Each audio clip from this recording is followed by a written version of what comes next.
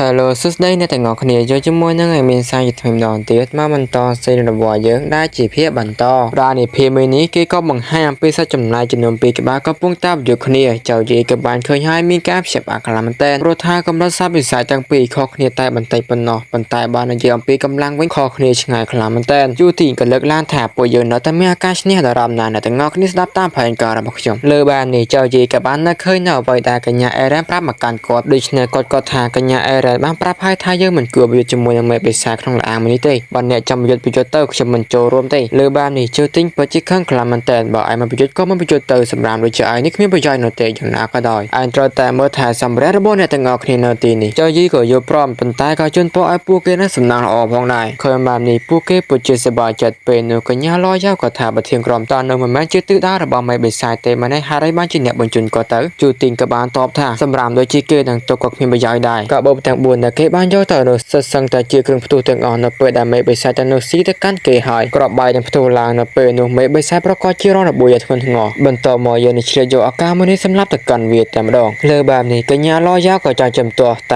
ែត្រូវបានជូទិញនឹងភ្ជុំដើរតែម្ដងព្រមទាំងនិយាយថាការអត់ធ្មត់របស់យើងក៏មានដែនកំណត់ផ្លាំងបន្ទាប់ប្រកាសមកកន្លែងចូលជីរបស់យើងខណៈពេលដែលគាត់កំពុងតែប្រមូលសាររបស់សត្វចម្លែកនោះសត្វចម្លែកដែលនៅក្បែរក៏ទាំងប្រមាណនឹងក៏ចាប់តាមដាក់មេប្រូចេញពីទីនោះអស់ទៅធ្វើឲ្យចៅយីងឿងឆ្ងល់ខ្លាំងមែនទែនស្រាប់តែពេលនោះមេបិសាចរមៀក៏បានរត់យ៉ាងលឿនបុកមកកាន់គាត់ធ្វើឲ្យចៅយីក្អួតឈាមខ្លាំងមែនទែនបន្ទាប់ពីផ្សែងត្រូវបានរសាត់នោះចៅយីក៏ឆ្ងល់ហើយតើវាមានរឿងអ្វីកើតឡើងតើមិត្តរឿងក្រុមរបស់ខ្ញុំត្រូវបានដាច់ខ្យល់ស្លាប់អស់ហើយមែនទេតែពេលនោះក៏មានព្រាមភ្លើងមួយហោះសម្ដៅមកចាំកន្លែងដែលមានគ្រាប់បាយទីបំផុតចៅយីក៏បានយកឡាយយកភ្លាមគ្រាប់បាយទាំងអស់នោះក៏ផ្ទុះឡើងតាមម្ដងចៅយីបានត្រឹមតែគិតថាទីបំផុតខ្ញុំនៅតែត្រូវបានមិត្តរឿងគ្រាប់នឹងបោះបង់ចោលម្ដងទៀតការផ្ទុះវិពុតជាខ្លាំងពេកហើយឃើញបែបនេះជួយទិញពេញចិត្តខ្លាំងមែនទែនតើពួកឯងបានដូចពេលចុងក្រោយរបស់គេទេវាគួរអស់សំណើចណាស់ពេលដែលការផ្ទុះត្រូវបានបញ្ចប់ចាញ់យកទៅបញ្ចប់ជីវិតរបស់មេបិសាចនោះខណៈនោះកញ្ញាឡយ៉ាវឃើញអ្វីប្លែកឲ្យពួកគេមើលទៅពេលដែលឃើញថាចៅយីនៅតែមានជីវិតធ្វើឲ្យជួយទិញភ្ញាក់ខ្លាំងមែនទែនតើវាអាចទៅរបៀបណាចៅយីបានដករាងកាយចេញអំពីស្នែងនៅមាសរបួសក៏ត្រូវបានជាសះស្បើយបន្ទាប់មកគាត់ក៏បានចាប់ស្នែងរបស់វាលើកទៅខាងលើជូទិញឃើញហើយមានអារម្មណ៍ថាភ្ញាក់ខ្លាំងមែនទែនតែខឹងខ្លាំងពេកចៅយីក៏បានកវ៉ាសត្វចម្លែកមួយនោះទៅកាន់កន្លែងពួកគេយកតែម្ដងបងក៏បានជាការផ្ទុះដ៏ខ្លាំងក្លាសត្វចម្លែកក៏សង្កត់ទៅលើលបងសង្តាធ្វើឲ្យគេនឹងស្រែកហៅមេធំមកជួយគេផងជូទិញក៏ប្រាប់ឲ្យអ្នកគ្រប់គ្នារួមកម្លាំងកម្ចាត់ទៅកាន់មេបិសាចមួយនេះតែដារបស់គេនឹងអេចាយពេកហើយមិនអាចធ្វើឲ្យច្បាយរមាសរលាត់សឹមមើលតែបន្តិចវាមានតែធ្វើឲ្យលបងសន្តាវនឹងដាច់ខ្យល់ស្លាប់ទៅវិញទេឃើញម៉ាមនេះស៊ូខែប្រ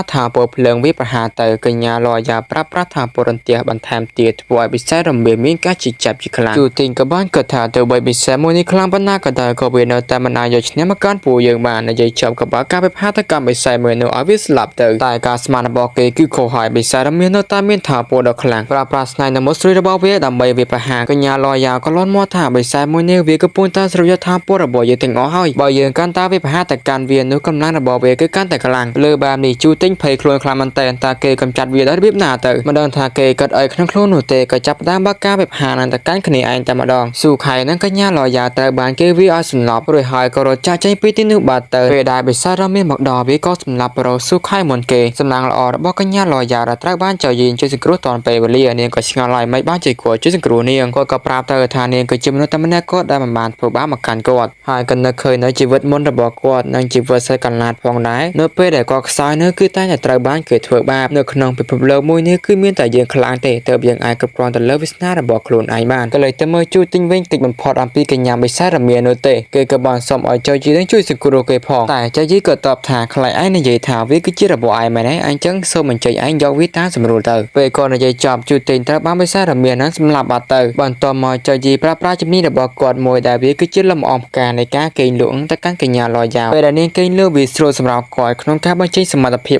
100% ហើយនិយាយទៅកាន់បិសាចរមាសថាឥឡូវនេះមានតែយើងពីរនាក់ទេយើងនឹងឲ្យឯងធ្វើជាជំហានដំបូងរបស់យើងដើម្បីក្លាយជាអ្នកខ្លាំងពេលលើបែបនេះបិសាចរមាសក៏រត់មករកគាត់តាមម្ដងចៅយីប្រាប់អណ្ដាតដល់វែងរបស់គាត់នឹងក៏ចេញអំពីកន្លែងមួយនោះព្រមទាំងគិតក្នុងចិត្តថាគាត់បានស្រូបយកសមត្ថភាពរបស់សត្វចម្លែកជាច្រើនខ្លាំងមែនទែនឥឡូវនេះដល់ពេលត្រូវប្រើប្រាស់ពួកវាទាំងអស់នោះហើយនិយាយរួចក៏បញ្ចេញដៃដល់មុតស្រួយចេញមក System ក៏ប្រាប់ថាជាមួយនឹងអាវុធមួយនេះវាអាចទម្លុះអ្វីបានគ្រប់យ៉ាងប៉ុន្តែពេលដែលចៅយីវាទៅលើសត្វរមាសមួយនោះហើយមិនបានធ្វើវាស្គៀបសម្បីតែបន្តិចធ្វើឲ្យចៅយីភ្ជាប់អាចជាខ្លាំងទៅបើជាសត្វរមាសមួយនេះបានវិវត្តក៏ដោយប៉ុន្តែចំណុចខ្សែរបស់វាប្រហែលជានៅត្រង់ពោះបន្ទាប់ពីកើតរួចចៅយីក៏វាប្រហែលចំផ្នែកពោះរបស់ របស់សត្វរមៀធ្វើឲ្យវាស្រែកជាខ្លាំងចៅយីក៏ចាំបន្តទៀតក៏ប៉ុន្តែបិសាចរមៀក៏ងាកក្បាលមកបកគាត់ប៉ាំងប៉ាសមាទៀតទៅគួរជាមិនតិចឬក៏និយាយថាបិសាចមួយនេះពិតជាខ្លាំងណាស់មិនទាន់ចប់នោះទេសត្វរមៀបាញ់ថាពរន្ទះចេញពីស្នែងសំដៅទៅកាន់ទីតាំងរបស់គាត់ផ្ទុះទាំងយកតែម្ដងតែចៅយីក៏ប្រើប្រាស់សមត្ថភាពរបស់បិសាចដើមឈើទាន់ពេលវេលាមិនអញ្ចឹងទេស្ពយហើយចៅយីក៏បានគិតថាទោះបីជារាងកាយរបស់គាត់អាចការពារប្រឆាំងជាមួយនឹងការវាយប្រហាររបស់វាក៏ដោយតែគាត់នៅតែខ្វះសមត្ថភាពក្នុងការសម្លាប់ទៅកាន់វា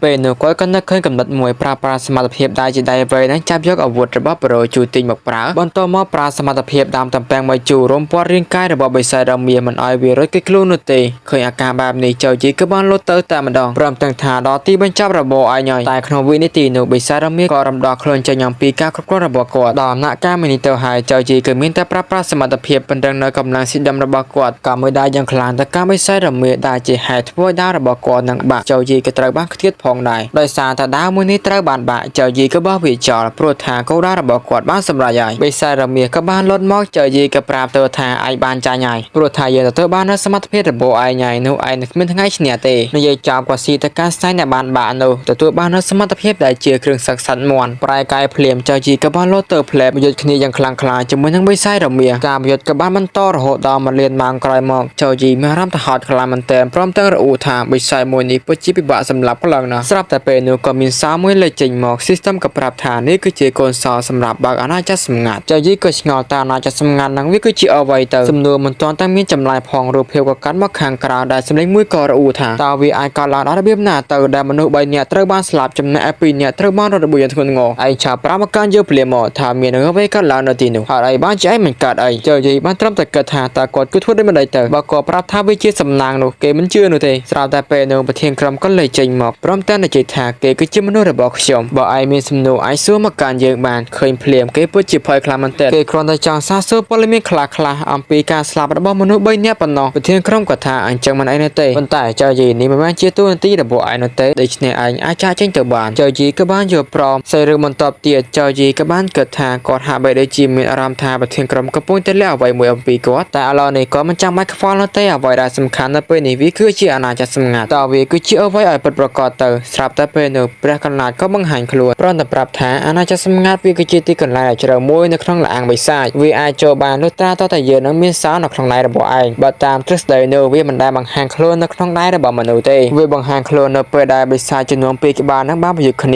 ាម្យ៉ាងវិញទៀតនោះដោយសារតែហ្សែនរបស់ឯងមិនមែនជាមនុស្សទេតែគឺជាសត្វកន្លាតដូច្នេះទើបវាបង្ហាញខ្លួនចៅយីក៏បានសួរតានៅក្នុងអាណាចក្រសម្ងាត់ហ្នឹងបិសាចមានថាពួកខ្លាំងណាស់មែនទេព្រះកន្លាតក៏ប្រាប់ទៅថាត្រូវហើយកម្លាំងបិសាចនៅទីនោះពិតជាអស្ចារ្យខ្លាំងណាស់ដែលឯងអាចជួយជាមួយនឹងសត្វដែលមានកម្រិតខ្ពស់ជាងបិសាចរមាសនោះទៅទៀតដែលពួកគេដូចជាបិសាចបរាសិតដែលឯងធ្លាប់ឃើញប្រមុំលោកអញ្ចឹងហើយភាពវៃឆ្លាតរបស់ពួកគេមិនខុសអំពីមនុស្សនោះទេហើយយើងក៏ចង់បញ្ជាក់ទៅកាន់ឯងផងដែរថាសោមួយនេះឯងប្រើបានតែ24ម៉ោងប៉ុណ្ណោះបើលើសពី24ម៉ោងវានឹងរលាយបាត់ទៅវិញដូច្នេះតើឯងចង់ទៅទីនោះដែរទេចៅយីក៏បានក្រាបកូនសោនោះយ៉ាងឡែនឬក៏និយាយថាប្រកាសណាស់ខ្ញុំពិតជាចង់ទៅប៉ុន្តែមុននឹងខ្ញុំទៅនោះខ្ញុំចង់សម្រេចអំណងប្រាថ្នាចុងក្រោយរបស់ខ្ញុំជាមុនសិនព្រោះថាការទៅនឹងវាមានស្លាប់ហើយនឹងរស់សេរីរឿងបន្តទៀតចៅយីក៏បានលុតជង្គង់ឬក៏និយាយថាអេឡែនតើអ្នកអាចដើរជាមួយនឹងខ្ញុំបានដែរទេគ្មានទេកញ្ញាអេឡែនដើរមិនដែរទៅឬក៏សួរថាតើអ្នកនិយាយអ្វីមួយនឹងឆាន់ជាម្ដងទៀតមើលចៅយីក៏ថាដើរជាមួយខ្ញុំបានទេជាលទ្ធផលគាត់ក៏ត្រូវបានកញ្ញាអេឡែននឹងវាទៀតទៅមិនដឹងថាកញ្ញាអេឡែនវាគាត់ប្រមាណ100លានដែរនោះទេចុងក្រោយនឹងក៏សួរថាតើអ្នកនិយាយអ្វីមួយនឹងចៅយីនៅតែនិយាយថាតើអ្នកអាចដើរជាមួយនឹងខ្ញុំបានដែរទេលើបែបនេះកញ្ញាអេឡែនមិននៅស្មានថាចៅយីរបស់យើងមានភាពតស៊ូយ៉ាងខ្លាំងបែបនេះទ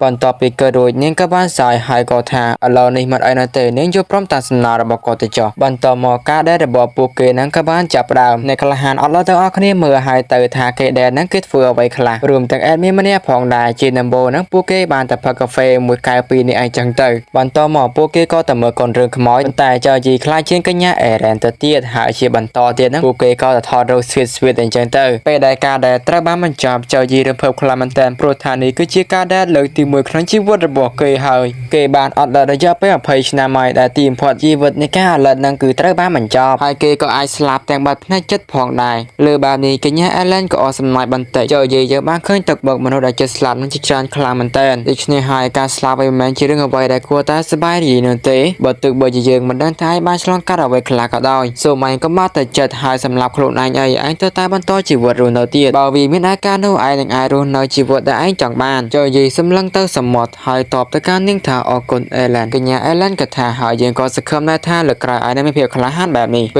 ยบกับบ้านโจหมกดอกประกันลานมันนักสมานท่าโกมนอนจงใครระบอกก่อนนั่นคือเจียการอาจบานมีเตหายแต่ไอ้บานเทียงคลุ้งรุ่ยหายแมนเตเจ้ายีก็ตอบถาตะวายเป็นหน่วยจอดสำงัดก็ตะบานบากเจ้ายีก็ได้โจตะแข่งขนมพร้อมตังกระถานี้คือจีกระไดสังคมจงใครระบอกเคยหายบาดอาคอคือมีแต่สลับตายบาดาตะเวนจีวระบอกก่อนนั้นมีก้าพลาบดูพลังมันตัวเขาบางหายยังเปียนาจะสำงัดเจ้ายีก็จังดังพอนายถาตาไปใช้นาทีนี้ปูวีไม่ท้าปุกคลังเดียวไว้แต่บานเล็กล่างได้รอดหรือหายก็มันเจงเครื่องซ่าระเมียบรรทมก่อรถแต่บ้าก้าไปพาหยกตามมาดองหายใส่เรือระบอยเยอในเพียมูนีก็ตราบ้านก็จะประจำในพองนายก็สมรองจำตุสนาในเพียบรรทบเดียจะมวยนึ่งแอดมินบามีกำพอคอชกรทราจันได้มวยนาไอสมิตาคันแต่อภัยตัวมีนพองหน้าบ้านยังนากระดอยก็ออกคนตะการบองปลอมมันเนี่ยพองได้แล้วก็บ้านเอาไปทำมาการแอดมินจำนวนปีดละออกคนตะการก็ทอมตะกรอนเต้นก้าบรรจุโทรศัพท์เพื่อเรื่องเอาในตั้งงอกขณีบานเลยเอาล่ะในแอดมินก็ป้นตะได้ใหญ่ไปเส้นบ้านในกระหันบุกนาอาจารย์เอาไปทำมาการแอดมินไอ